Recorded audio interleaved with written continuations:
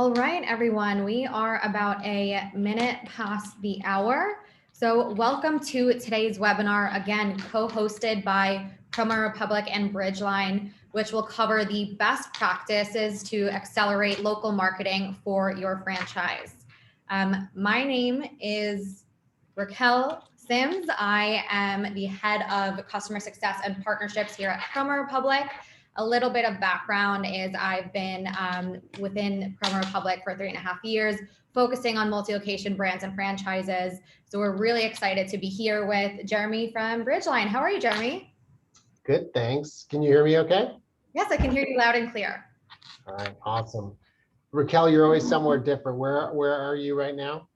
I am actually in our office in Kyiv, Ukraine. So really fun to meet our R&D team before I head back to my office in New York. Awesome. What about you? I'm out in California, a little town called San Luis Obispo. Oh, very nice. Welcome, everybody. Super excited to be here. My name is Jeremy LaDuque, EVP of Franchise and National Brands for Bridgeline Digital. And I will date myself a little bit here. I got started in franchising in 2006 with a company that was acquired by Bridgeline in 2013, and have been working with franchises throughout that whole time. Really enjoyed doing this. And I actually became a franchisee in 2017. With Sport Clips. Sport Clips became a client of mine in 2009, and in 2017 I had the opportunity of becoming a franchisee, and that's been a really great experience too. It's very cool. I know everyone knows Sports Clips and everyone's chasing that dream, so I bet you have a lot of really cool insight to share today. Yeah, look forward to it. Excellent. So for those of you with us today, a brief overview of our agenda, again, focusing on customer behavior and what the past year has done to the franchise industry and how that affects localized marketing with the challenges that franchises face, as well as how to conquer them. So if you have any questions or feedback or want to interact with us in any way, we have 2 ways for you to do so. The first is via the chat box. So that is open for you if you want to, share maybe where you're joining us from. We would love to hear, as well as the question and answer box. So towards the end, we will have time for any Q&A, so you can always throw it in there, and we'll circle back towards the end of today's webinar for that. So without any further ado, let's dive in. So we have to take a look at 2020 because it has been a really interesting year, to say the least, for everyone around the world, especially the franchise industry. Before we started the webinar, Jeremy and I were actually talking about the last event that we went to. And for me, it was IFA in February of 2020, right before everything kind of hit the fan. And Jeremy, what actually was your last event? Was it 2019 as well? Yeah, the 2020, yep. February. Yeah, before everything fell apart. Yeah, exactly. So that was the last time we were in person at a big event like that, together at least. And you can see that, as the slide highlights, the world is in a very different place than it was a year ago, thankfully. So we do see that spaces and places are reopening from previous restrictions, especially in the US, one of the best situated countries if we're talking about a global scale of the open of the economy. But we do see the decline of cases and all of that, which is really great to hear. So with that comes market analysis that has been done by IFA, speaking of them, which is the growth and recovery. We hope to see in 2021, the projection from IFA in their economic outlook of about 3.5% in terms of the growth rate, which roughly translates to 26,000 locations added to the overall franchise market. What about, is that something that you have thought of? That's a massive number, especially after a pandemic year. I love to hear that. I love the franchise space. I love talking about our economic, impact, on the economy. We're a massive piece of, of US GDP. So I think last year, like everybody, we contracted, of course, as a franchise industry. But I think that same report that came out from the IFA said we contracted by 2.5% last year. Yep. We will rebound 3.5% this year. I think that just shows the resiliency of the franchise space, that, franchise is local business, and local business is coming back. I think for us, a really exciting thing, for Sport Clips and for my Sport Clips is that, things have changed. We have new customers. One of my most interesting stats is how many new customers, net new customers that we never had before, are coming in. So seeing stuff like that is definitely encouraging. Absolutely. And I think that also translates to what the consumers have changed themselves. Not only has the market changed, and as you said, is building back better, but also consumer behavior has completely shifted. As we know, in the beginning, right when that March cliff edge hit us, we were all at home. The only option was to shift online, and that was every business, every market digitized overnight, what it seems like. And those lasting changes have stayed throughout the year and beyond for consumers as well.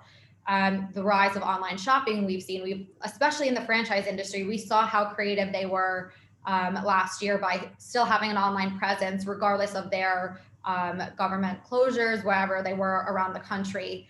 And social media is a really big part of that. And you can see that social media shortens the consumer journey. They were finding and interacting with businesses there. And I bet people have made their own purchasing decision. According to Global Web Index, 54% of social media users are actually using social media to research products.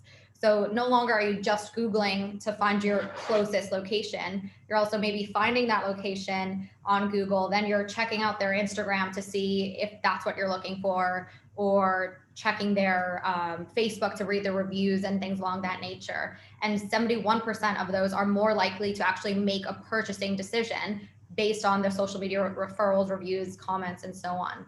So I think that is a massive takeaway of the consumer shifts. And you can see that it became really a popular trend for supporting local businesses. As you said, franchises are local businesses. These are your neighbors and friends that are in the franchisee role that are supporting the local community. And that local demand is rising now, and it has been the trend year over year over year. And they're actively seeking out local businesses to promote on social. Have you seen that as well from your perspective? Yeah, well, and just thinking about that, think of how much, even in your own personal life, how much social has just gone through the roof in the last couple of years. So that's why we're so excited about our partnership with you, and we really appreciate, Promo as a great partner. The use of social is it's really overwhelming. There's an interesting thing. I also track e-commerce, right? And you mentioned e-commerce is really big. And in the e-commerce world, they actually call it the great acceleration, what's happened over the last year and a half, right? Because several companies have come out. Deloitte came out and said that e-commerce jumped forward 5 years. So we accelerated the use of e-commerce in our lives by 5 years over the last year and a half because of COVID. So to me, that really points out how the algorithm shifts. Yes, there's been a lot of them, but it's obviously the behavior that we need to pay attention to, and we're gonna talk more about this as we progress. There's some interesting things for all of us as marketers to think about.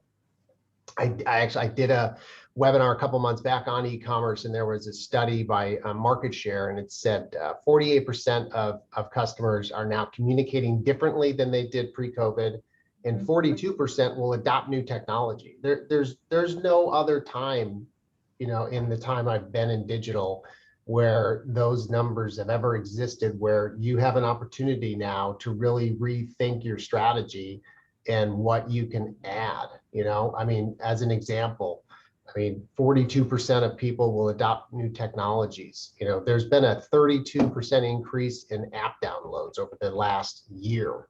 I talked to franchises over the years, lots of franchises come to me and say, hey, is it time for me to build an app? And a lot of times we would sit down and we'd look at it, and sometimes the answer is no, it's really not. But now, I mean, given today's world, I mean, think about, going back and revisiting those kinds of questions and those kinds of strategies and tactics, given how much behavioral change has occurred, and really looking again and saying, well, maybe a tactic I was looking at 2 years ago is more relevant now, and I should relook at that. Yeah, no, I absolutely agree with that, and am insanely guilty of everything that you have just described.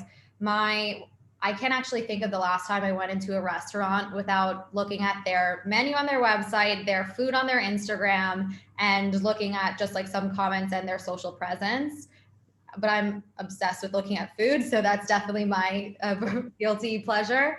But also shopping. I am like single-handedly part of that trend of online shopping. I buy absolutely everything online now. Unfortunately, I have been in London for the past 6 months, and our restrictions are much tighter than they were in the US. So I just got so used to it. And now that the stores are open, I'm still buying online. I just bought a pair of sneakers yesterday online. So it is my trend that I'm guilty of. And just like you said, the consumer behavior has changed. But you make a really great point on how they're making the decisions right now. And that is, as you mentioned, via social media and via local search. And these are really the primary ways, as my example just highlighted. I'm definitely not alone in, menu stalking or looking at their Instagrams for any business, not just for the restaurant world, for any type of brick and mortar. If you're especially looking for haircuts, taking sports clips into account, you want to know what you're getting yourself into, especially as a woman in that situation. You want to see if the colorist is great, the haircut is great. So there's a lot that social can offer businesses. And as we highlighted, as you see on the screens, 54% of social media users research their products, and 80% are finding this local search to be really important in their features. Have you seen that as well? Yeah, I mean, these are two big buckets, right? Social and local search, but they really are the foundation. They really are the foundation of of how you need to establish your digital presence. I mean, we have to understand we're at a place where businesses are just starting to recover, right? And so, from a financial standpoint, it still hurts, as a small business owner, it still hurts to look at the numbers. But we really need to be optimistic here, and we really need to be opportunistic and look for the opportunities. And these two buckets, when you break them down, as we're going to do over the next few minutes here, I mean, you're going to see that there is plenty of opportunity, given the stats we just talked about, given the fact that during a time of so much change, really, yes, there's crisis, and yes, we're coming out of that, but now we really need to start looking towards the opportunity of what's ahead. Yeah, very well said, especially with the current trend of growing 3.5% compared to the 2.5% contraction. That's really where this whole formula really comes into play. Yeah. So this is really interesting here. I mean, this just kind of adds to the storyline, right?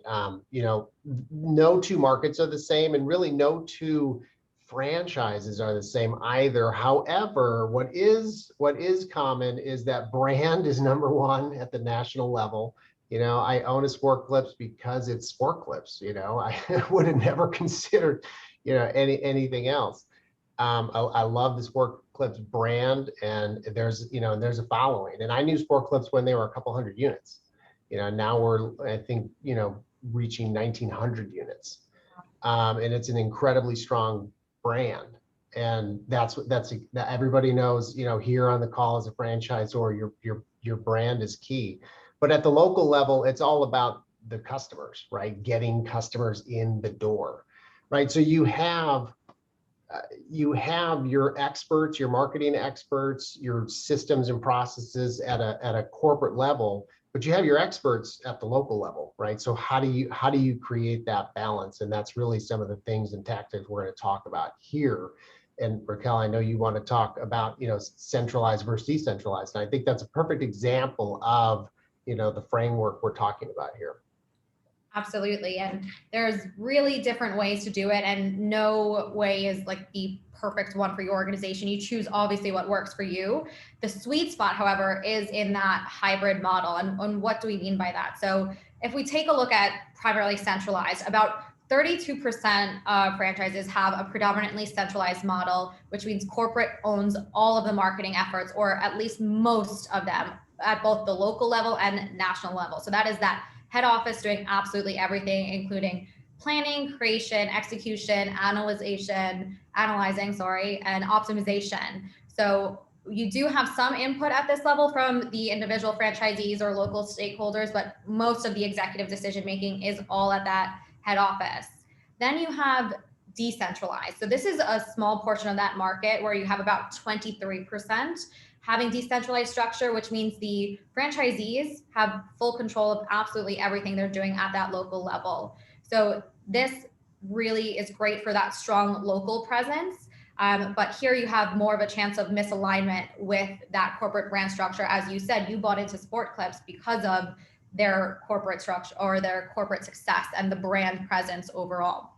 So that translates to this hybrid model, which is the most common and used by 45% of franchises, which is between the two extremes, if you will. So this is coordination between the head office and the franchisees, where you can have that brand presence, but the franchisee is enabled to use the corporate content and add in addition to that. So that is still enabling them to have a local presence, to be active in their local markets, but obviously making sure everything is in fully compliant and brand ways. Yeah. I mean, obviously compliance is key. This model, we could spend the rest of the day on this. I haven't met a franchise, who doesn't have some level of hybrid. I totally get it. There are certainly systems that are fully centralized, but you actually said it. Even in a centralized model, you obviously still have to have feedback, at the local level. Yeah. So there is still involvement, but obviously there isn't a system that doesn't have some form of hybrid, and that's the crux of it, right? How do you actually establish that hybrid model? What's going to work for you? And I mean, there's so many things you can layer on top of that, right? Where are you at in your maturity, right? As a franchise system, are you brand new? Are you emerging? Are you in growth mode? Are you mature, right? You're gonna be thinking about this differently, from that perspective, right? Also, I kind of look at franchising on a spectrum, right? Where there's, either it's a QSR, right? Which is going to lean more towards the centralized, right? Because there's not a lot to talk about when it's, a Hamburg. Yeah. Or there's, on the other side of the spectrum, there's, restoration, where somebody's coming into your home, right? That's completely different. You are going to analyze that company. You're going to research that company. You're going to look at 10 different companies in your area who offer that. So you got to look at this from that perspective too. Obviously, if you're a restoration company, a hybrid model is almost required, because so much input at the local level has to happen, right? And so I know we'll kind of touch on some of the things around what do you need to think about when you're deciding where you're at, because systems, software, logins, how many logins are you asking everybody to go into, all come into play, in this model here. Absolutely. And I, for one, can never remember any passwords. So having a centralized system, or at least tools in place where you can really have the key features in your tech stack, is really important. And this all comes down to the best practices and how you can have a winning hybrid local marketing strategy.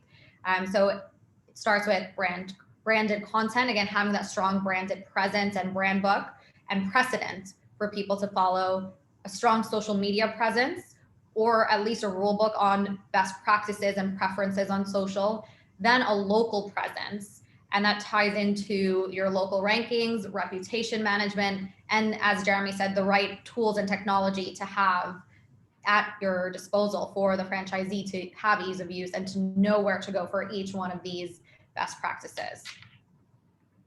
So diving in to the first one, we have branded content. So it's really important, as Jeremy highlighted, the reason why he joined Sport Clips is because it was Sport Clips. You had the branded, you had the brand there. You buy into the brand when you're buying into a franchise, and all that comes with it. So it's really important to first check and align your brand with core values and update your marketing strategy to elevate that. Then the content plan that you're creating, not just on social, just your general content plan, what you're providing your franchisees with, should reflect all of the values and that marketing strategy. So this is researching and analyzing which type of content is relevant for your customers and where they are.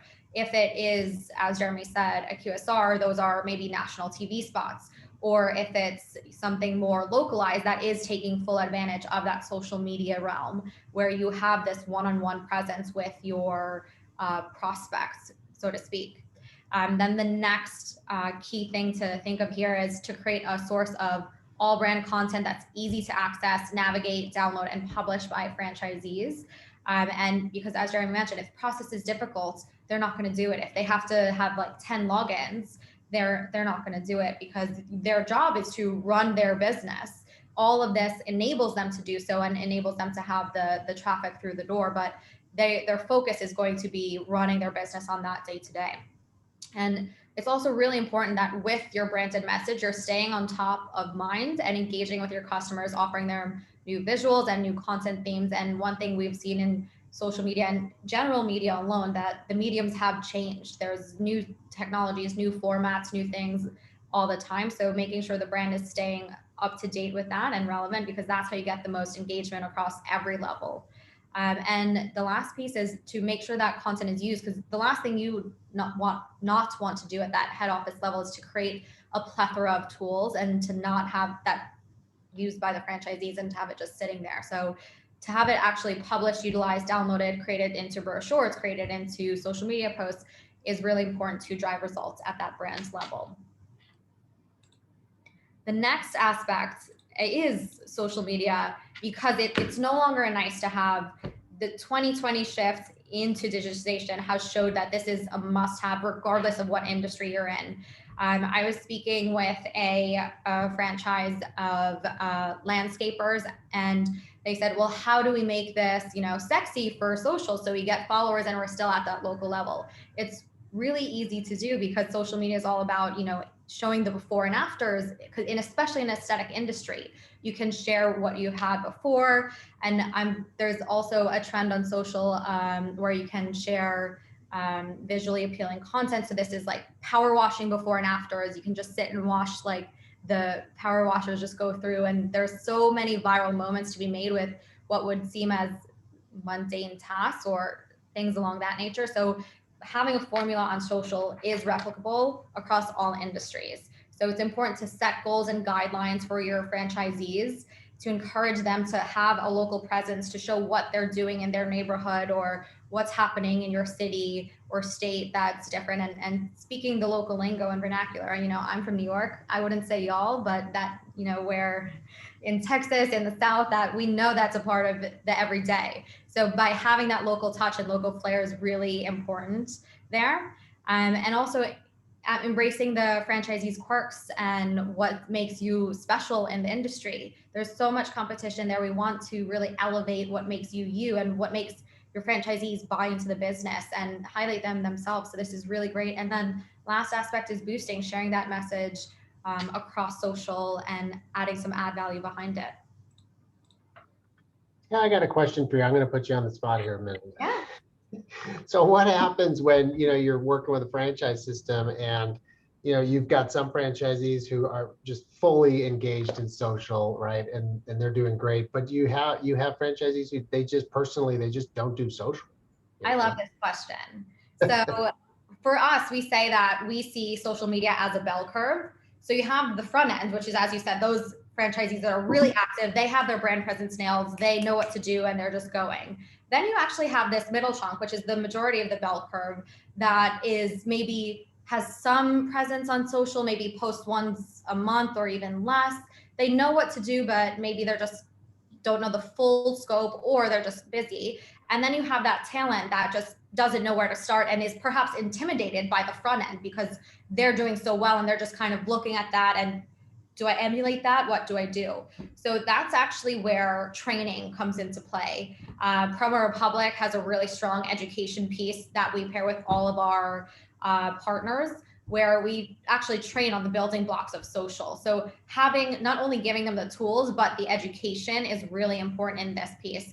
And also making social media accessible by providing them foolproof ways to get started. So this is providing them posts that all they have to do is learn to publish, whether that is through a platform or natively as well, and just kind of getting them into the habit, because it's repetition at the end of the day. It's all about highlighting yourself, which we all do on a daily basis, you know, speaking to each other, like getting to know each other. It's the same thing, but just on a social media platform. So I think it's just comes down to education, but that's a really a great point, that you shouldn't feel intimidated if you don't know where to start as a franchisee, because everyone was at that place in one point of time. The people got strong in social media because they sat down, took maybe 20 minutes out of their day to learn how to post, to understand what happens to their market. And there's a lot of actual analysis that you can get from the social media platforms on what your demographic is, like what, and based on that, you can tailor your tone of voice or your visual presence more to that. So really great question. I loved it. Yeah, no, and actually it's a great answer, because like, look, the truth is, you know, in franchising, we have all kinds of franchisees, Yeah. right? But I really believe a franchisee is a franchisee because they signed up to a system and they want to follow that system. Yeah. So putting the system in place that you just described, you know, where you accept somebody where they are and then build them up, I think is perfect. Yeah, no, that's really great to hear. And you can see on my screen 2 examples of social. We have one not the best and one great example. So like you said, like people are joining the franchise system from all walks of social savviness, so to speak. So there always is going to be a starting point. So hopefully this gives a quick glimpse of what not to do and what a best practice would be. So if we take a look at the post on the left, we see that there's no pictures, no comments, just like a straight fact and article. So this is not the most engaging. You won't see like virality from this. You won't see a lot of comments or engagement. You can see like 4 to 5 likes on each post here. But if we look on the right-hand side, you can see live pictures, tagging. The company gives you like the emotion through this and the exact location, and hashtags and mentions are here. So that might seem like a lot of social media speak, but this just means that you are having visual content which captures people's eye when they're scrolling, whether this is on Facebook or on Instagram, and you're describing what's happening. So you're not only just sharing a link, you're sharing the inciting location of the franchise. You can shout out the Chicago team and team, making it really personal, because that's what local social media marketing is all about, giving that personal touch, because as you said, it's a small business and a local business at the end of the day.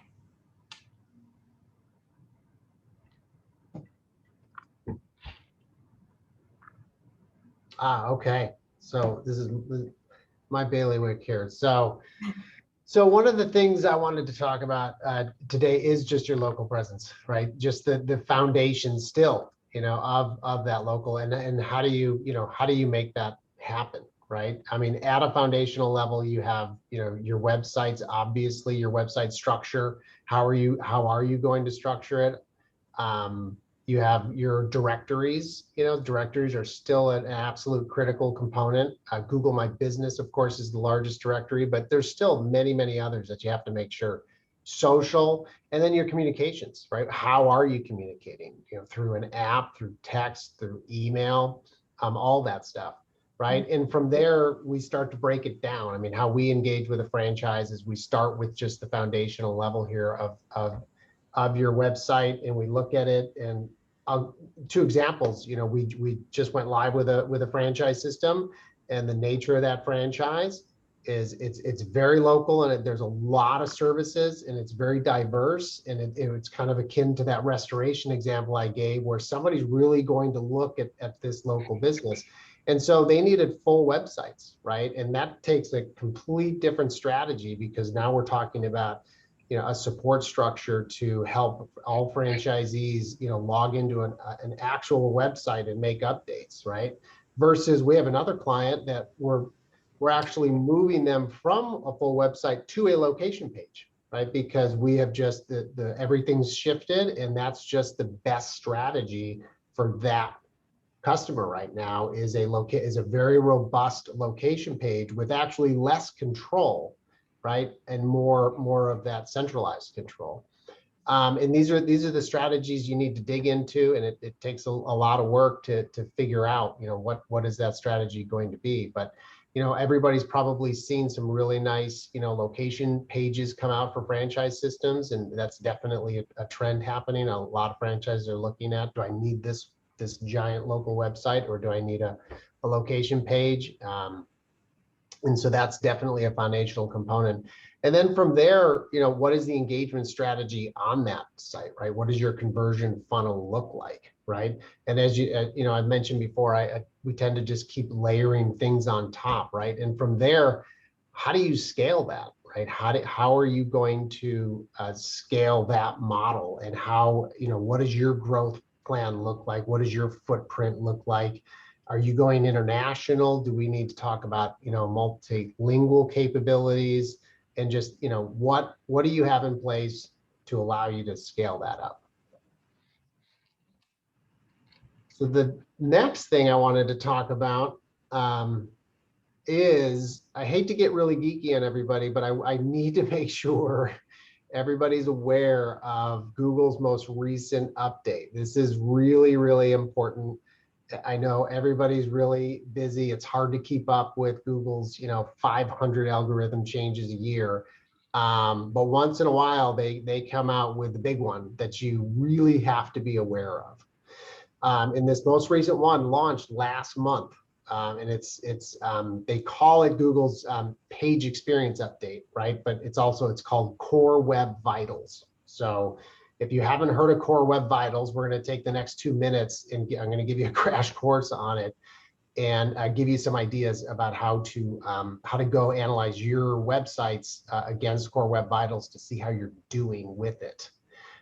So the first thing to know about Core Web Vitals is it is what's called a ranking factor with Google, right? Does everybody remember all the updates in the past where Google has come out and said, your website now has to be mobile friendly. And if it's not, we're literally going to de-rank you, right? And there were franchise systems that were de-ranked. It was, everybody lost their rankings in that system, and it was really bad.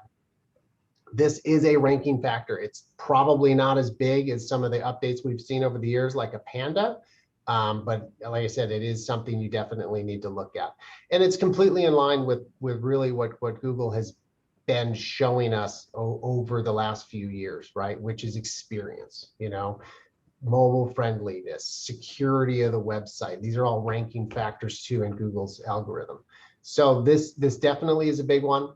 And it's definitely all about the experience on the website. And if you go to the next slide, I'm going to show you the 3 components of what Core Web Vitals are. So it's these 3 bullets here. Very odd language, right? Like, who would have, like, largest contentful paint? I love that. So who came up with that? So we have 3 factors, right, that make up Core Web Vitals. And they make a lot of sense once you understand what they are. So largest contentful paint, right, is how long does it take your website to display things? Not just pop up an image, but actually display something meaningful. So if you think about it, Google's really getting sophisticated about how deeply they're looking at your website and how quickly it provides a good experience, right? To be able to look at your site and start to analyze it against, that's just a picture, but that's not actually meaningful to the user, right? That was meaningful, but that took longer to show up. You're going to get ranked on that So that's a big deal. So how long does it take the site to come up with meaningful information so the user can actually engage with your site, right? The next one is first input delay. So basically the first time a user does something on your website, fills out a form, how long does it take your website to react to that, right? So again, experience. Think about the accuracy of what Google is doing right now, right? I mean, they're getting so precise about the experience you're providing, right? That they're actually measuring in milliseconds how long it takes your site to react to somebody when they engage with it. It's definitely impressive. And then there's the last one is, I love this one. It's cumulative layout shift. So basically, if you've ever been on a site and you went to read something and it started moving up and down, that's pretty frustrating. And Google said, okay, no more of that, right? So they're actually going to rank you on how much your site moves around visually, and it's what's called its stability. So again, really big deal. This is a major release. This is one of the releases where Google actually told us about it in advance. So we actually ended up coming out with our own tool for it. It's a part of what's called our WooRank suite. And it's our Core Web Vitals assistant. This is actually a snapshot of it. It's very cool. It literally, you just put some code on your website and it provides an analysis very quickly of these three components. So you'll see down at the bottom of this you're on Web Vitals. That stands for Core Web Vitals. So page by page, you can actually go in and see how each page is performing according to Google's new metrics here and algorithms around this. And then there's actually other pieces of the tool as well. So, and if anybody is interested here on the webinar, I'd be happy to help you get this installed so you can actually see if Core Web Vitals is impacting you. We have already started working with customers, and we have some customers that we were telling about it, and they just didn't have time to deal with it, and some of their rankings went down. We have others that we started working with, and we got all of their Core Web Vitals up to date, and they're seeing dramatic increases in traffic, which shows, you know, when Google comes out and says we're going to do this and we're going to start ranking you based on it, and you go do it, they actually, you know, they really come through and rank you higher. So we're seeing that too. You can also, if you have access to Google Search Console, this is in Search Console, so you can actually log in there and now find something for Core Web Vitals in there and do some level of analysis. Honestly, the reason we built our tool is it's not the greatest. Google themselves does not give you the greatest reports on their own Core Web Vitals, and so we had to build our own tool to provide that. Really great point. And I think that ties over to taking control of every aspect of your online image, not just on social, not just on Google, like the entire digital footprint of your franchise is really important to keep at the top of mind. So that is also making sure your listings, reviews, and conversations across the board are, you know, held to a high standard as well, because that impacts the overall brand presence on digital. And this is really great when it comes to that localized presence, because you can hear from your localized community when it comes to that brand presence. But you also have to protect your brand and make sure that you have protocols in place, whether that is that hybrid model of maybe the head office monitoring and responding to reviews, or the enabling the locations and the franchisees themselves to monitor the accounts. And that comes with training as well. To go to your question earlier, not every person is going to be a social media marketer from day one. So by providing them with that education piece and consistent knowledge, you'll train them on not only social, but on their Google presence, on all of that, which is really important to think of when you're running a business. Because as we said earlier, we as people are guilty of this online shift in just our product research and consumer behavior. And we do have an example of what this looks like in practice as well, where we do have a positive review that was responded to by the franchisee themselves. And then we have a negative review, followed by several negative reviews under that and no brand presence. And having a really good review is really great because that shows that you have fans and that can help you grow.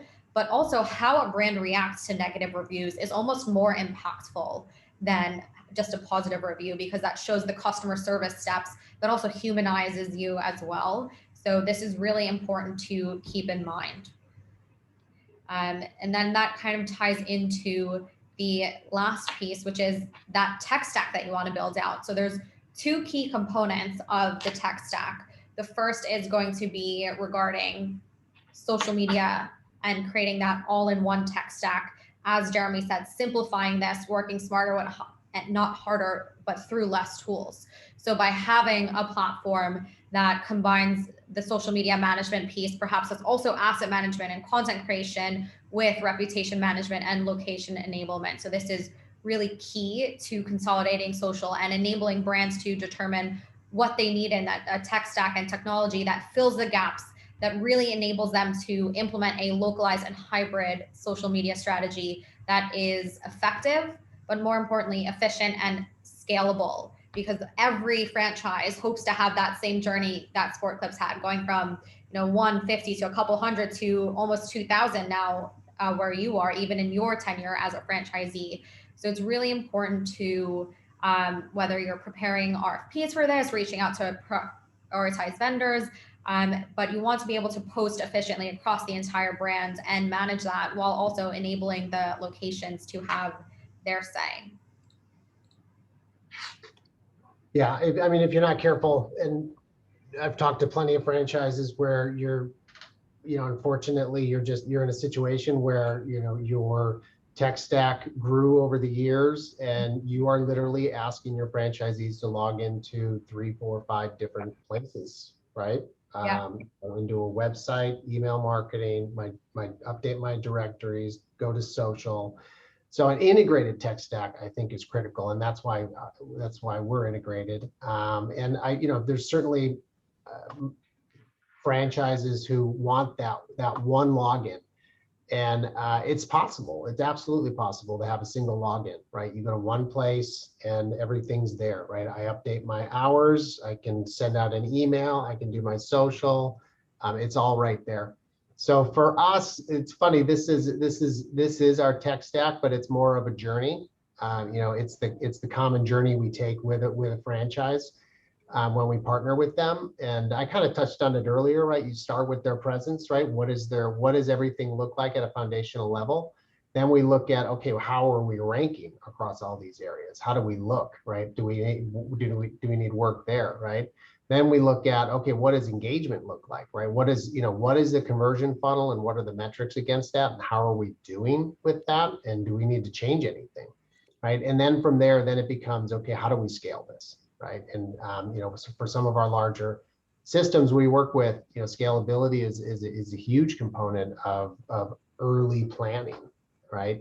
Be on the right tech stack that can scale from 100 to 1,000 to 10,000 units.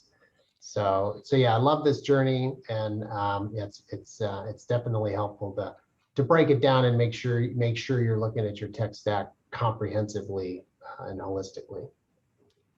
Absolutely. And thank you for all of your expertise and really sharing that behind the scenes insight that not many people are able to share, because not only are you a market leader in this, you are walking the walk as well. You are a franchisee. So it's really cool to hear your perspective. Yeah, absolutely. I'm a marketer by day and a franchisee by night. Yeah, absolutely. So again, just to kind of close it out, my name is Raakkel. I am with PromoRepublic. We are social media automation. And thank you, Jeremy, so much for joining us today. Yeah, absolutely. Thank you so much for putting this together, and again, being a great partner. So looks like we've got a few minutes left here, and we've got some questions. Absolutely. So I think the first one that I wanted to tackle is from Vince Wong, who asks, I would love some insights about marketing for value. Examples, adding a service on site at a franchise location, like looking to install electric vehicle chargers at gas stations? So I think that's quite a broad question, and I do have some insight, or at least what I think is insight from my side. But Jeremy, would you like to lead us off? I'm going to start at an even higher level. I love this question. I will put my franchisee hat on and say I've really been digging into, what customers are now coming back, and who are they, and what's changed, right? And how should I change, because of it? I mentioned before that we're getting a lot of new customers, right? So my demographics literally shifted. We have virtually no college students, and we're a college town, right? But I have salons that have closed around me, and we're actually picking up that business. The other thing is we actually are seeing a lot of people come back from LA and San Francisco, right? So I have an entire new demographic that I need to think about, here in my town. We've got less commuting going on, right? But we've got more people who have actually moved back. So when you put all that together, I mean, it's a similar situation to what Vince is asking, is what shifted and what value add. And what I'm suggesting is go look at, go take a really deep look at who your audience is right now and what shifted within your audience, right? And then come back and look, because I certainly make too many assumptions, oh, great, business is coming back, I'm so excited, right? But it's actually not the same business when I stopped and looked at it. It's literally different. And so I need to do this myself. But I'm looking at the audience first, and who are my customers today and how are they different? And then I'm looking at, what value add can I bring now that I understand who I'm even servicing today. That's a really great point. It is understanding that core demo, who's utilizing you, and then adding what to add on top of that. And then that component underneath it is, how am I communicating that to my franchisees, and more importantly, the market around us. So that is that head office to understand and compose that value prop, so to speak, and the services, and then trickling that down into marketing materials, whether that's your in-window banners and your social media posts as well. So it is top down, as you mentioned, but important to take that local presence in there. Okay. Question from Anna Keller directed to you, Jeremy. With regard to core web vitals, you mentioned there's a piece that looks similar to how your web pages look. Is that the same as something like how quickly your web page loads? So yeah, they're asking, so there was an update a while back from Google around your page load. So you can literally go see how quickly your page loads, and Google has a requirement for your page, your web page and your website literally just coming up in a certain time. But this is not that. So that's still, every algorithm change you've heard about in the past is still, within Google's little black box, or gigantic black box, they call their algorithms. But this is not that. Your page load speed is still very important. You should absolutely make sure you're analyzing that and falling within, acceptable measures there. But Core Web Vitals is not that. It's really taking an even deeper look at your website. So somebody else asked if we'll share the deck. We'll absolutely share the deck. I can post a couple links about some webinars we've also done about Core Web Vitals too. Yeah, definitely. And let me actually go back to the previous slide where you have our contact info. So you can get in contact with Jeremy and myself regarding anything that we discussed today, as well as get more insight into core parts of the online presence, like Core Web Vitals or social media. So these are our contact infos. If you have any questions, don't hesitate to reach out. Thank you again, Jeremy, for your time. I hope this was really informative for everyone, and hope everyone has a really great day. Yeah, thank you. Thanks everybody for joining.